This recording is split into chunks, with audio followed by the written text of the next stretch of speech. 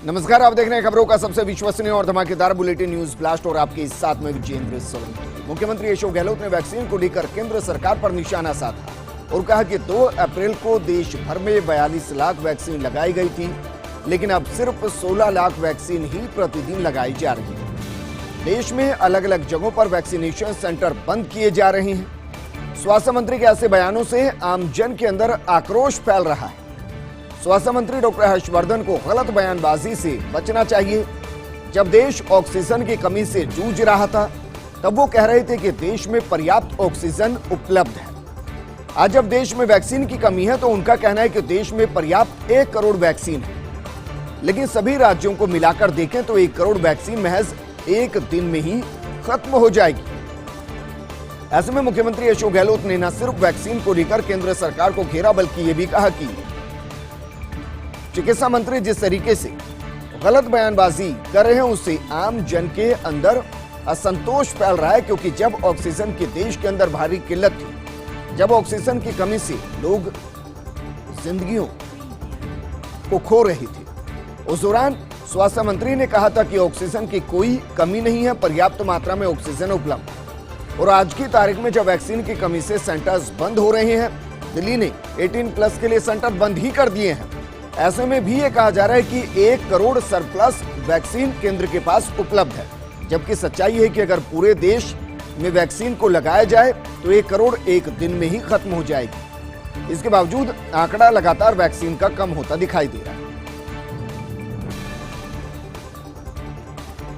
और अब बात करते हैं ग्लोबल टेंडर की, क्योंकि इससे उम्मीद की किरण दिखाई नहीं दे रही। प्रदेश में 18+ को जल्द वैक्सीनेट करने की कवायद को झटका लगा है। राजस्थान के ग्लोबल टेंडर में एक भी कंपनी ने कोई डायरेक्ट रुचि नहीं दिखाई। 4 कंपनियों के करीब 9 एजेंट्स ने आपूर्ति के लिए आवेदन किया। स्पुतनिक, श्रीथेरा, एस्ट्राजेनिका, कोविशील्ड की आपूर्ति के लिए आवेदन किया, लेकिन अधिकांश ने पेश नहीं किए जरूरी दस्तावेज। दाम भी ज्यादा मांगे गए।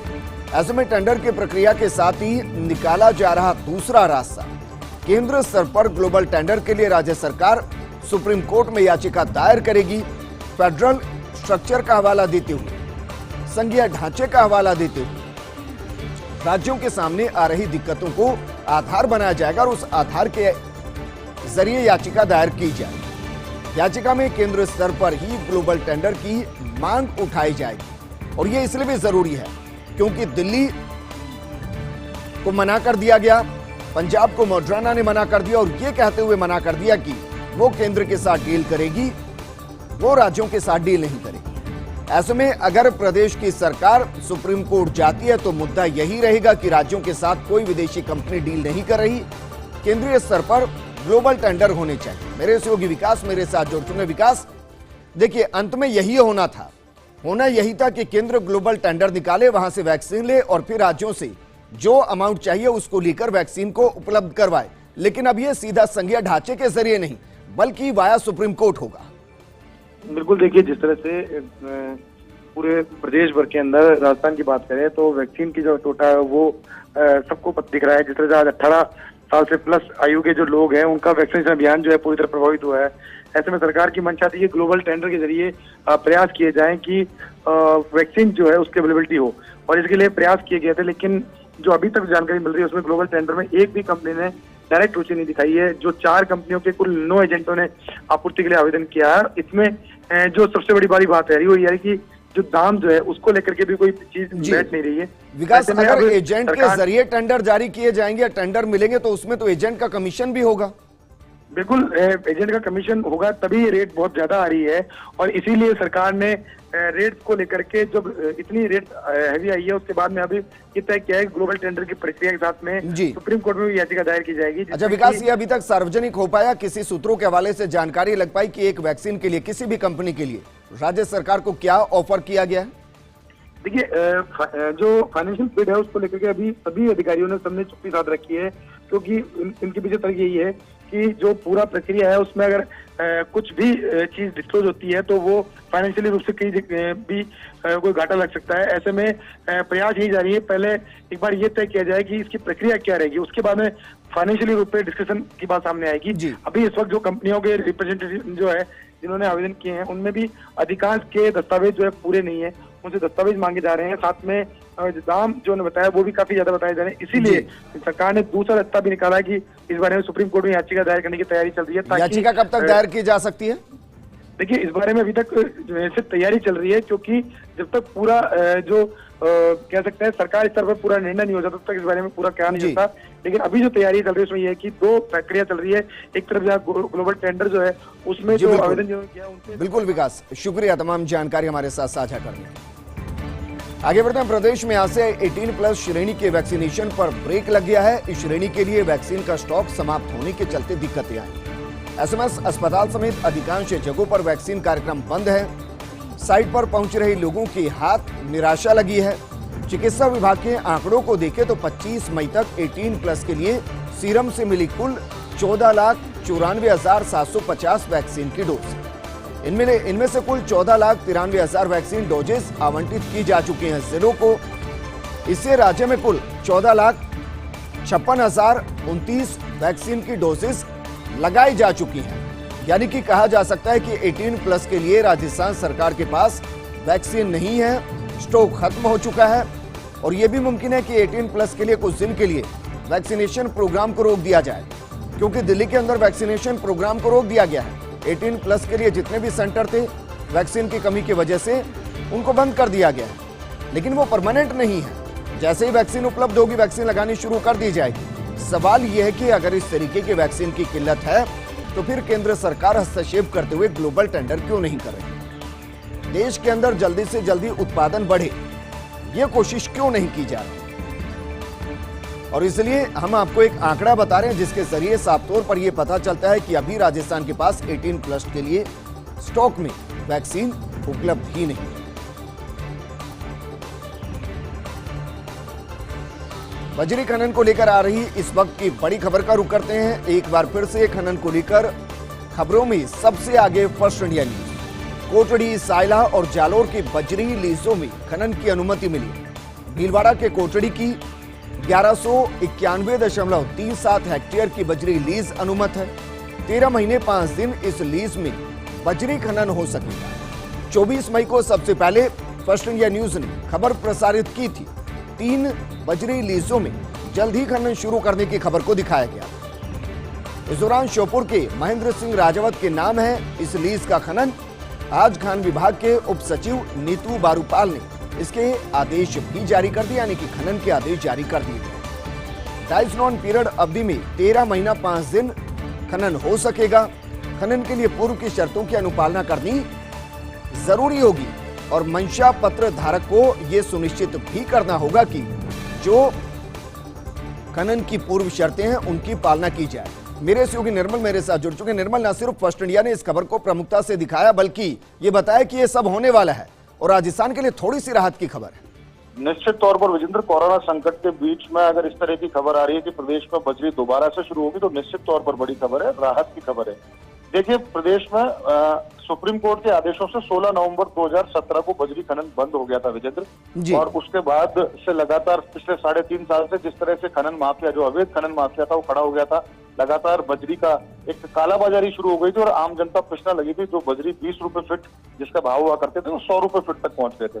तो ऐसे में आज एसीएस डॉक्टर सुबोध अग्रवाल की अध्यक्षता में बैठक हुई। बैठक में फैसला किया गया कि जो डाइज नॉन पीरियड रह गया था इन तीनों लीजों का, खासकर कोटड़ी, सायला और जालोर की, तो इनको 13 महीने और 5 दिन के लिए बजरी खनन की अनुमति दी जाए। देखिए विजेंद्र, आपको ध्यान होगा कि जब 2017 में खनन बंद किया गया था तो उस दौर में 13 महीने 5 दिन इन तीनों लीजों के खनन बाकी रह गया था, इनकी जो अनुमत खनन था, क्योंकि इन्होंने इनको 22 नवंबर की बात करें, अगर 22 दिसंबर 2013 को इनको खनन की अनुमति मिली थी और जिस तरह से नवंबर 2017 में बंद हुआ तो इनका जो 13 महीने 5 दिन का जो खनन पीरियड रह गया था उसकी इन्होंने पर्यावरण मंजूरी भी इन्होंने दे दी और इनको मंशा पत्र भी जारी हो गए थे और इसके साथ ही इनका एग्रीमेंट भी खान विभाग से हो गया था। तो आज बड़ा फैसला किया। जी बिल्कुल, शुक्रिया तमाम जानकारी हमारे साथ साझा करने की। मुख्यमंत्री चिरंजीवी योजना को लेकर बड़ी खबर है। अब तक ये 1,31,00,000 परिवार का पंजीकरण हो चुका है। अभी तक 20,000 से ज्यादा लोगों को फ्री इलाज भी मिल चुका है। मुख्यमंत्री गहलोत ने एक बार फिर से जनता से अपील की है, वंचित लोग 31 मई तक अपना पंजीकरण जरूर करवा लें। महज 850 रुपए प्रति वर्ष आपको देने और इसके बदले में 5 लाख तक का कैशलेस इलाज आपको मिलेगा। 31 मई तक पंजीकरण न करवाने पर करना होगा इंतजार। योजना का लाभ पाने के लिए 3 महीने का इंतजार होगा। यदि कोई अस्पताल योजना के अंतर्गत इलाज से मना करे तो इसके लिए बाकायदा एक हेल्पलाइन नंबर जारी किया गया, इसको आप नोट कर लीजिए। ये नंबर है 1800-180-6127। इस पर आप शिकायत दर्ज करवा सकते हैं। वहीं किसानों के हित में संवेदनशील गहलोत का एक और बड़ा फैसला दिखाई दिया। दीर्घकालीन कृषि सहकारी ऋण पर ब्याज का मामला है और अनुदान योजना की अवधि को गहलोत ने बढ़ा दिया है। 5% ब्याज अनुदान योजना को 30 जून तक बढ़ाया गया है। 9 करोड़ 45 लाख रुपए का अतिरिक्त बजट मंजूर किया गया है। सहकारिता विभाग से प्राप्त प्रस्ताव का अनुमोदन भी किया गया। पहले योजना 31 मार्च तक के लिए घोषित थी, लेकिन मार्च महीने में कई जिलों में नुकसान हुआ। भारी अंधड़, ओलावृष्टि आदि से फसलों को नुकसान हुआ है।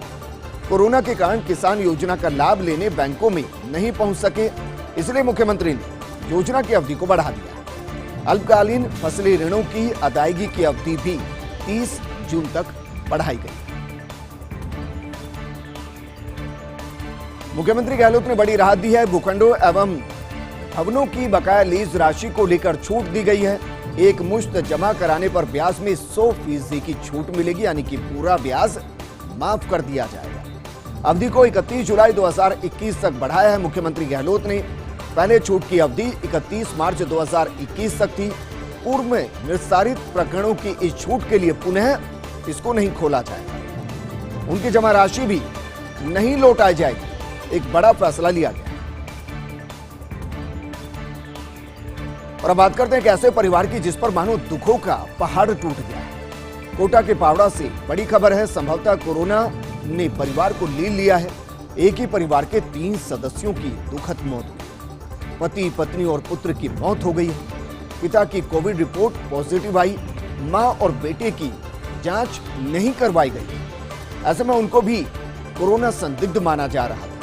पावटा के रामपुरा गांव की ये घटना बताई गई और जैसे ही ये जानकारी गांव में लगी, शोक का माहौल पूरे गांव में छा गया।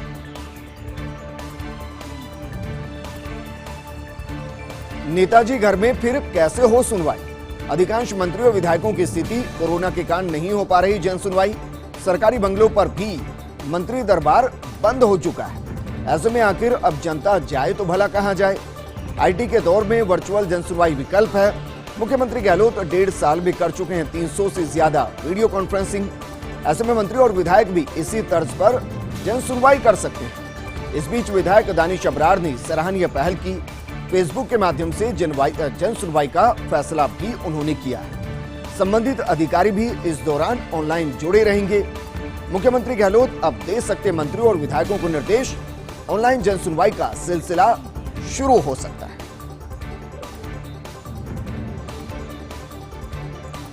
और अब बात करते हैं एक ऐसी खबर की जो एक बड़ा सवाल खड़ा कर रही है कि क्या वाकई में इंडस्ट्रियल ऑक्सीजन की देन तो नहीं ब्लैक फंगस। दरअसल राजस्थान समेत देश भर में एक सामने आए म्यूकोमाइकोसिस के केस। अकेले राजस्थान की बात करें तो राजस्थान के अंदर 700 से ज्यादा पॉजिटिव केस चिन्हित किए गए हैं, जिनके अंदर ब्लैक फंगस को डिटेक्ट किया गया। शुगर के मरीजों में स्टेरॉइड के ज्यादा इस्तेमाल को इसके पीछे का बड़ा कारण माना गया। लेकिन सबसे बड़ा सवाल यह है कि पहली वेव में भी शुगर के काफी मरीज आए थे, उनको भी स्टेरॉइड दिया गया था, उनको भी रेमडेसिविर लगाया गया था, तो फिर उस दौर में ब्लैक फंगस दिखाई क्यों नहीं दिया? ऐसे में चिकित्सकों ने ब्लैक फंगस को लेकर एक और नया निष्कर्ष निकाला है। निष्कर्ष दरअसल ये कि इंडस्ट्रियल ऑक्सीजन के धड़ल्ले से उपयोग को इसके पीछे का महत्वपूर्ण कारण माना जा रहा है। अब सवाल यह है कि क्या वाकई में इंडस्ट्रियल ऑक्सीजन की वजह से ऐसा हो सकता है? इंडस्ट्रियल ऑक्सीजन और मेडिकल ऑक्सीजन में अंतर क्या है, तो इसको जरा समझिए।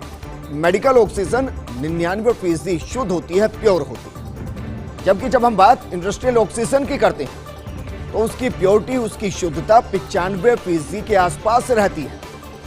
ऐसे में सोचिए, जिन मरीजों के अंदर कमजोर इम्यूनिटी है उनके अंदर इसका जबरदस्त साइड इफेक्ट दिखाई देता है। और शायद एक बड़ी वजह इसको माना जा सकता है ब्लैक फंगस के लिए। हालांकि इसको लेकर आधिकारिक कोई बयान नहीं आया, इसको लेकर अभी तक कोई रिसर्च पेपर सामने नहीं आया। दादा दादी के बचाव में उतरा पोता। उदयपुर के 11 साल के मासूम ने आयोग में अर्जी लगाई। अपने दादा और दादी को मां से बचाने के लिए अर्जी लगाई। अपनी मां के खिलाफ अर्जी पेश की गई। मानवाधिकार आयोग के समक्ष अर्जी पेश की गई। इस दौरान आयोग के अध्यक्ष जस्टिस जी.के. व्यास ने प्रसंज्ञान लिया। उदयपुर एसपी को आवश्यक कार्रवाई करने के निर्देश दिए गए। आयोग के समक्ष पेश होकर अर्जी में खुलकर शिकायत की गई। अपनी मां द्वारा दादा दादी की पिटाई की शिकायत की गई। शिकायत सुनने के बाद खुद जस्टिस व्यास भी द्रवित हो गए। गांव बस्ती में कहावत है, मूल से ज्यादा प्याज की फिक्र होती है और दादा पोती का जो रिश्ता होता है, पोते का रिश्ता होता है, वो अटूट होता है। और यहाँ ये नजीर भी पेश की गई कि अगर बेटे की मां ही दादा दादी पर अत्याचार करिए तो बेटा मां का पक्ष नहीं ले रहा है। दादा दादी को बचाने के लिए कहां तक पहुंच गया, जरा देखिए। ब्रेक के बाद आपका स्वागत है। करप्शन के खिलाफ सीएम गहलोत का जीरो टॉलरेंस। दरअसल कोरोना संक्रमण की भयानक लहर में जूझ रही है जनता। ऑक्सीजन और वेंटिलेटर नहीं मिलने से मरीज दम तोड़ रहे हैं। इसको भ्रष्ट अफसरों और कर्मचारियों ने मौके की तरह लिया, यानी कि आपदा में अफसर की तरह इसको लिया। पहली लहर में 70 दिन में ट्रैप हुए थे सिर्फ 11 भ्रष्ट कार्मिक, तो दूसरी लहर में न सिर्फ कोरोना बढ़ा, न सिर्फ मरीज बढ़े, बल्कि भ्रष्ट अफसर और कर्मचारी भी बढ़ गए।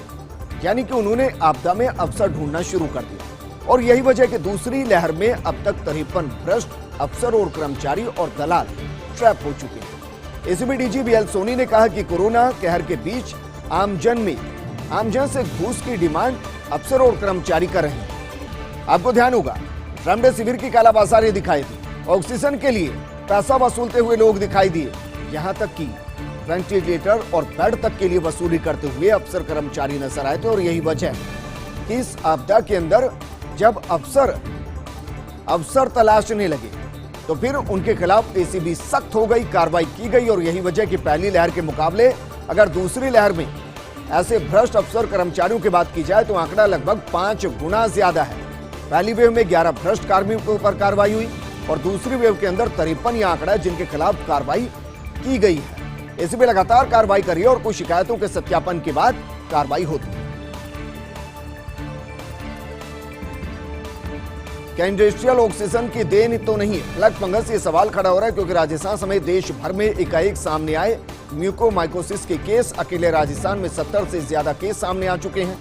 शुगर के मरीजों में स्टीरॉयड के ज्यादा इस्तेमाल को इसका एक बड़ा कारण माना जा रहा है। लेकिन सबसे बड़ा सवाल यह है कि पहली वेव में भी शुगर के आए काफी मरीज, इन सभी मरीजों को रेमडेसिविर के अलावा स्टीरॉयड दिया गया था। बावजूद इसके पहली वेव में इतने मरीजों के देखने को नहीं मिले थे ब्लैक फंगस के केस। ऐसे में डॉक्टर्स ने ब्लैक फंगस को लेकर एक और नया निष्कर्ष निकाला। इंडस्ट्रियल ऑक्सीजन के धड़ल्ले से उपयोग को महत्वपूर्ण कारण माना। चिकित्सकों का मानना है कि मेडिकल ऑक्सीजन 99% शुद्ध होती है, जबकि इंडस्ट्रियल ऑक्सीजन में 95% ही शुद्धता होती है। ऐसे में कमजोर इम्यूनिटी वाले मरीजों में जबरदस्त साइड इफेक्ट देखा जा रहा है। और अब बात करते हैं महंगे डीजल का असर रसोई पर भी पड़ना शुरू हो गया। पेट्रोल, डीजल, गैस सिलेंडर के दामों में लगातार बढ़ोतरी हो रही है। अब रसोई में इस्तेमाल होने वाले खाद्य तेल भी लगातार महंगे होते जा रहे हैं। ट्रांसपोर्टेशन और पैकिंग के खर्च में इसकी एक बड़ी भूमिका दिखाई दे रही है, जिसकी वजह से दाम लगातार बढ़ रहे हैं। 110 रुपए किलो बिकने वाला सरसों का तेल जरा सोचिए लगभग दोगुने के आसपास पहुंच गया। 110 की जगह 190 रुपए प्रति लीटर सरसों का तेल बिक रहा है। ट्रांसपोर्टेशन पर आने वाला खर्च 5 रुपए प्रति किलो तक ज्यादा हो गया है। इम्यूनिटी सिस्टम के लिए बेहतर, इसलिए कोरोना काल में इसकी खपत भी बढ़ गई और इसका असर आम आदमी की जेब पर भी जमकर पड़ रहा है।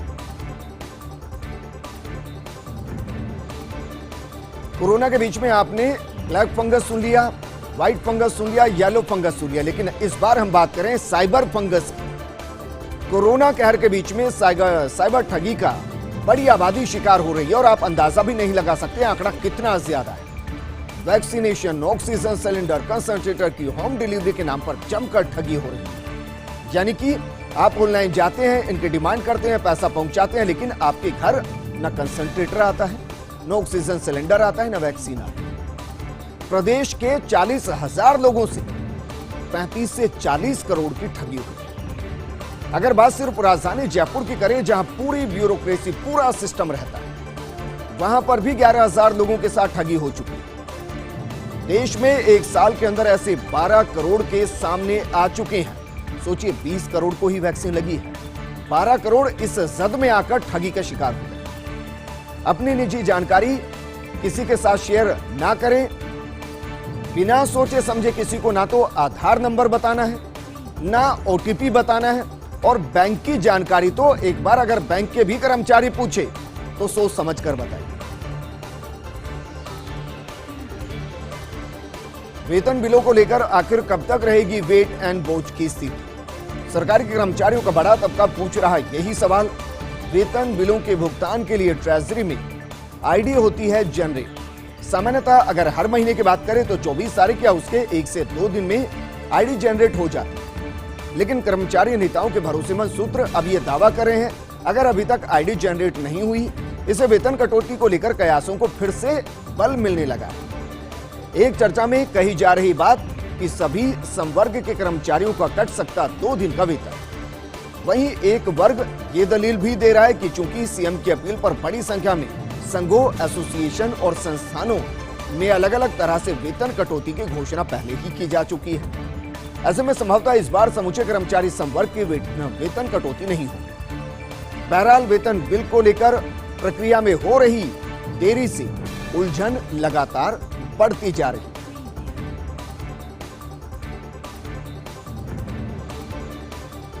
रेलवे में काम करने के दौरान ये क्या हुआ? एक साथ 18 ट्रैकमैन से करवाया जा रहा था कामकाज और इनमें से 8 कर्मचारी हुए कोरोना से संक्रमित। इसके बाद भी दूसरे कार्मिकों को क्वारंटीन नहीं किया गया। चाणक्य स्टेशन के पास काम कर रहे थे रेल कर्मचारी, समूह बनाकर बिना मास्क और सोशल डिस्टेंसिंग की ये कामकाज कर रहे थे। जयपुर में इंजीनियरिंग विंग में 100% कर्मचारियों को बुलाया जा रहा है, जबकि सरकार की तरफ से कहा गया है कि या तो 50% को बुलाइए या फिर अल्टरनेट बुलाइए, लेकिन यहां ऐसा नहीं। अभी मत पधारजो हमारे देश, खुद को ही इंतजाम को नहीं। दाने दाने को मोहताज पर्यटन निगम के कर्मचारी, पैलेस ऑन व्हील्स जैसे वर्ल्ड क्लास ब्रांड के मालिक, पर कर्मचारियों के वेतन नहीं है। पर्यटन निगम के 600 से ज्यादा कर्मचारियों को 3 महीने से वेतन नहीं मिला। मुख्यालय के अधिकारियों ने अपना वेतन तो कराया बैंक में ट्रांसफर, लेकिन कर्मचारियों को वेतन देने से पीछे प्रबंधन हट गया। प्रदेश भर में आरटीडीसी की होटल चलाने वाले कर्मचारियों पर कोरोना की मार, बिना पर्यटकों के अधिकांश इकाइयों में सन्नाटा पसरा हुआ है। ऐसे में मुख्यालय वेतन दे नहीं रहा और इकाई कमा नहीं पा रही। हालांकि सामान्य नहीं हुए तो पर्यटन का झंडा बुलंद करने वाले सड़क पर नजर आए।